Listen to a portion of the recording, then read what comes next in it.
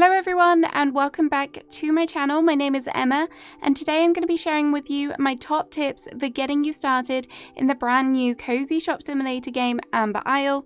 If you want to learn more about this game, I have a full review video which I will link below, and whilst you're down there, don't forget to hit the like button and also subscribe.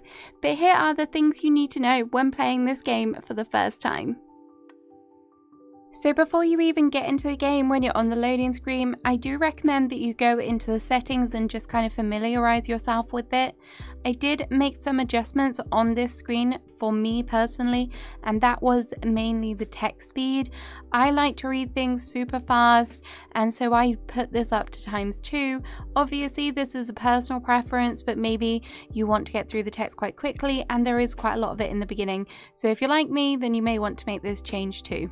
The next thing I want to talk about is character customization. The character customization in this game is so good. It is so detailed. There's so many different things you can change. There's so many colors. There's lots of kind of variations, and you may want to spend forever sitting through this and making sure you get your character 100% right. But if you don't want to do that, then on the first page, there's actually another tab on the left-hand side. And if you click this, there is a whole bunch of pre-made paleo folk that you can select, and you can actually make minor adjustments to these as well. So if you like the way that a particular model looks, you can take that, maybe change up the colors and just make some minor alterations to make it feel more you. Totally understand if you want to take the time to kind of go through everything and do it yourself, and that is part of the fun of character customization. But if you want an alternative, then this is definitely something to think about. The tutorial for setting up your shop is really good, but there were just a few little things that I learned along the way that I thought might be helpful. So these next few tips kind of relate to your shop and managing it. The first one is, don't forget about your storage. So when you craft items, the items go into your inventory, and this isn't very big at all. Don't be like me, who went on a huge crafting spree and then tried to set off into the world to go and get resources, because your pockets will be really full and you won't be able to collect very much. So before you set off for the day, or after you've done a huge kind of crafting session, be sure to put items into your storage box. There is one in the shop, and there is also one on the plaza that you can repair, which is super handy because it means you don't have to go back inside your shop, and this just makes it easier for not having to worry about having full pockets. The quick transfer button and the compactify tools are really useful, and you can use these using the control button to kind of move whole stacks of things at a time into your inventory, and it just makes it super quick.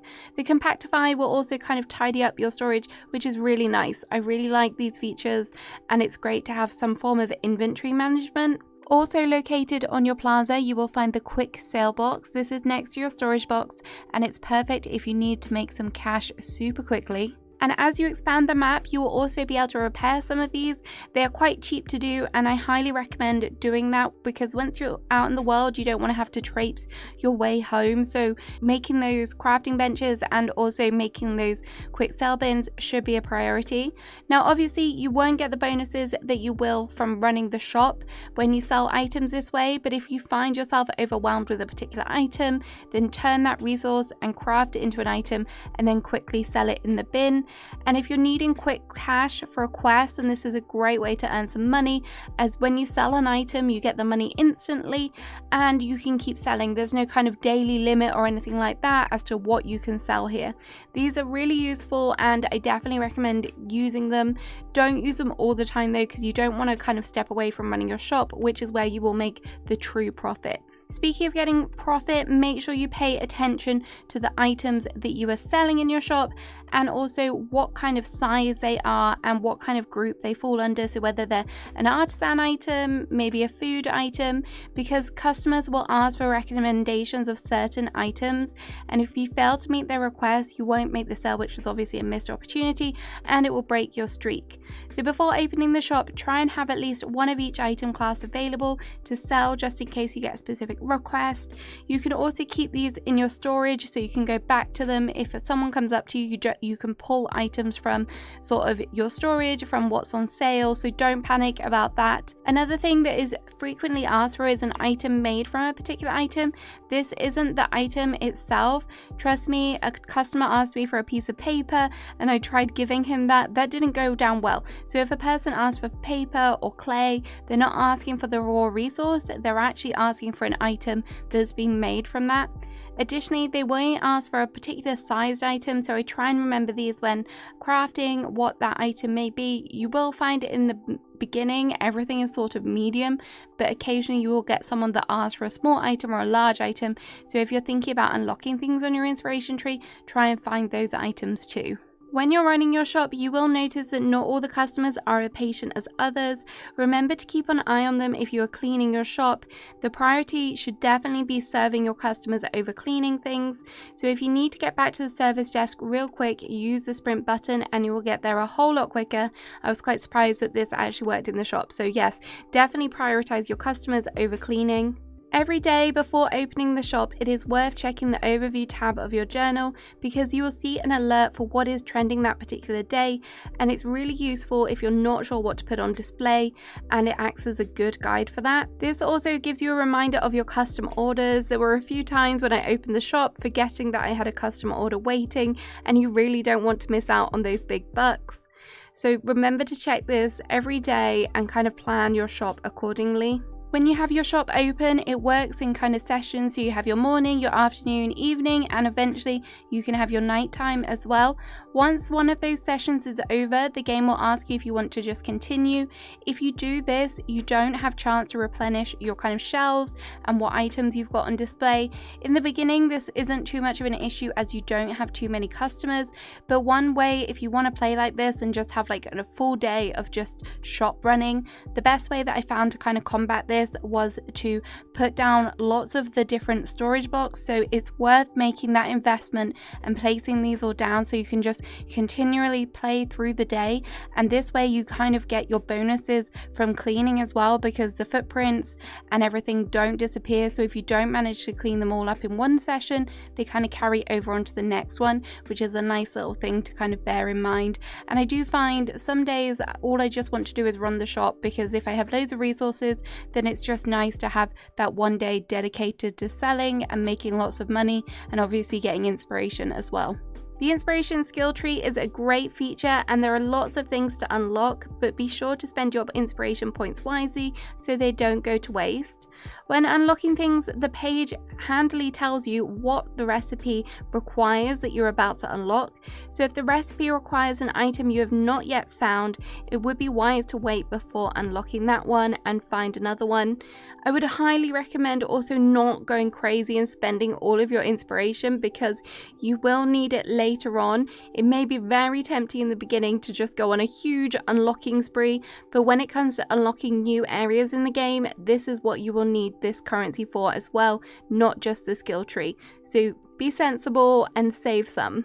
If you are low on inspiration and you need some, then if you head over to the goals page, it will show you how close you are to unlocking the next tier. So this means that you will get inspiration for completing that particular goal, and it also shows you how much you will get. So if I'm getting close to another particular level, then what I will do is focus on doing that.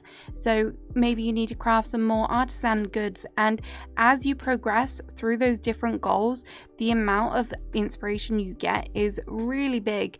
Currently I'm on tier 3 out of 5 for the artisan, and the next reward gives me 1,920, so it's definitely worthwhile focusing on them. When it comes to unlocking recipes on the inspiration tree, also don't fall into the trap of trying to unlock all of one, because there is a lot of different recipes and each of the different villages have different preferences, and people will ask for different types of things when they want to buy something. So try and spread out your inspiration and spread it evenly across the different categories. I kind of did focus mainly on the furniture and the carpentry, and that worked out well, but I was sure to kind of focus on unlocking other categories resources as well, so I had a variety of different things to sell, and the majority of the things that I focused on unlocking first of all were the cheaper things to craft as well, just because I knew I had plenty of those particular resources. So if you're thinking about what to unlock, that might just give you a little bit of help.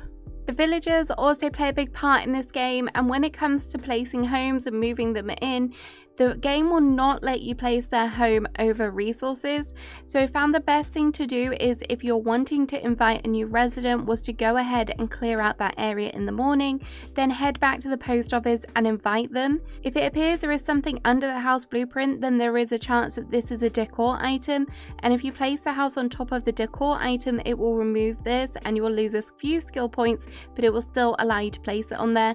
You can rotate the houses just to fit them in nicely. If you do make a mistake with where you place your villager home, don't panic, because you can go to the decor house, which is located on the plaza, and make the changes here.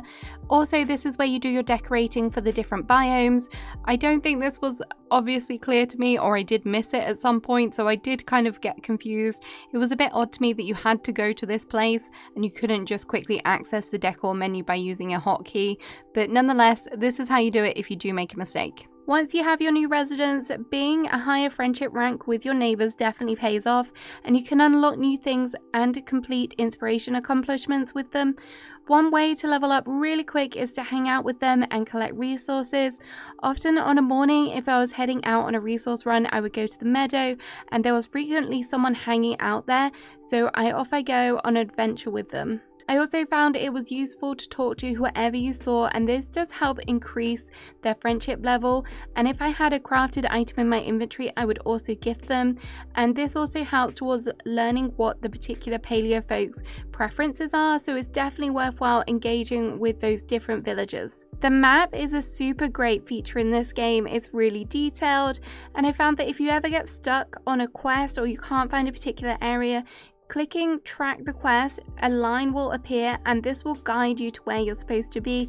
I found this really useful for when unlocking new gates and I wasn't sure which one I was supposed to be going to, so it gives you a clear line. It doesn't just give you a straight line either, it kind of shows you the right path to take and how to get around the map, which sometimes when you're new to it you can get a little bit lost, so this is a really good tool to use. Also, if you see a question mark on the map, be sure to investigate it. Not only will it help you figure out how far you can explore, but it will also help you find new paleo folk, which you can then potentially invite. The map is a great feature and I think it is wonderfully done, so use it and use its potential. Another tip or bit of information that I think is quite useful to know is that some of your tools, you won't be able to clear out the larger chunks of items with just your basic tools. You will need to upgrade them, and by doing this is when having those villagers moving in is really handy, because some of them will give you a helping hand with this. One thing that I did find odd sometimes was that certain things I thought that they would use one tool, but in fact they used another, and this such as the leaf piles. So the leaf piles that you find in the woodland area, you actually use your shovel to harvest these and not your scythe, which was a bit of an odd thing for me. And also the wheat that you find in the meadow, I tried so hard to harvest this in the beginning and I was really confused why I couldn't, but it turns out you need to have an upgraded scythe to do this. When it comes to resource collecting and making sure that you get the most resources possible per day, one thing that comes in super handy are these little kind of areas which are dedicated spawns, and you actually have to pay to refurbish these, and once you refurbish them every single day they will give you a specific resource. And what's handy about these is that they will also show on the map, so you can kind of figure out what route you need to do and where you need to go to make sure that you are collecting them every single day. If you still find yourself struggling with resources, don't forget that some of your villagers, once they've moved in, they will also have their special stalls set up, so you can buy different resources from them. So it's definitely worth remembering to do this every day as well, because they do have a limit on how many things you can buy. So be sure to incorporate this on your resource runs.